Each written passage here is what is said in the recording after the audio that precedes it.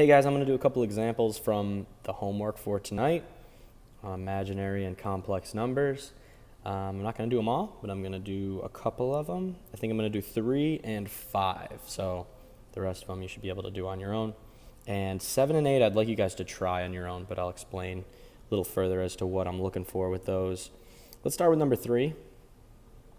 For number 3, the way that I would start this off isn't by immediately breaking these down.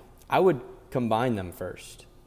2i to the 6th times I to the 53rd is the same as 2i to the 6th times I to the 53rd. And we know that if we have the same base, we can just add the exponents. So really this whole thing becomes 2i to the 59th. Now we can break down that I to the 59th the same way that we've been doing. So we still have this 2. We want to see how many I to the 4ths we can pull out of that I to the 59th. And 4 times 14 is 56. So that gets us to 56. But to get to 59, we have to make sure that we also multiply by I to the 3rd. That will get us I to the 59th. So let's break down the parts that we can. First, we have our 2 still. That hasn't changed. We know that I to the 4th is the same as 1. And I to the 3rd, we know, is the same as negative I. All right.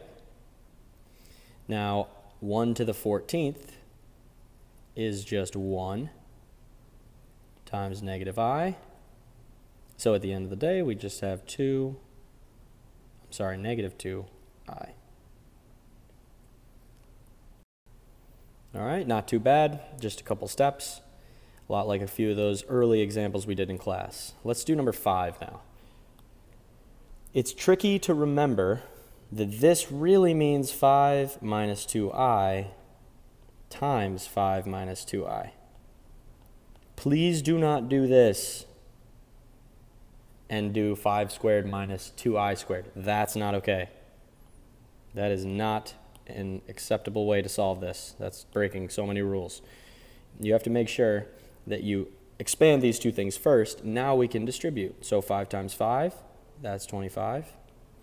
5 times negative 2i, that's negative 10i. Negative 2i times 5 is another negative 10i.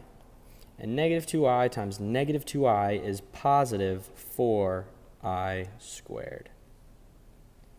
Let's combine some like terms. We got 2 negative 10i's, so this is going to become 25 minus 20i plus 4i squared.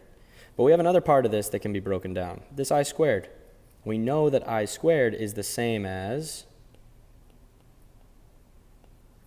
4 times negative 1. Oop, that's a plus sign there. And 4 times negative 1 is negative 4. So let me just scroll up here. What we can do is rewrite this now. We have 25 minus 20i minus 4. The reason I'm only doing one step at a time is so that if I make a mistake, I can go back and I can look at exactly where it was. I know that it's a lot of writing, but if you try to do too many things at once, you may make a mistake. The next thing I'm going to do is I've got some like terms here. 25 minus 4 is 21. I'm going to make sure that my real term is in front and my imaginary term is on the end. And that's it. That's as far as we can go with it. All right, so that takes care of 3 and 5. I do want to draw your attention to 7 and 8. It's saying for the following polynomials, determine the roots, explain whether they are real or imaginary. So you're going to have to figure out, can you find the roots? Once you do, are they real or imaginary? Now this is a quadratic, number 8. You can use the quadratic formula or completing the square on this one. This is a cubic. So you can't use the quadratic formula yet. You're going to have to factor something out of there. Use your rational roots theorem to factor something out of this cubic. Then you'll have a quadratic, which you can use your quadratic formula or completing the square on. All right, guys, good luck. Do your best on this, and I will see you all tomorrow.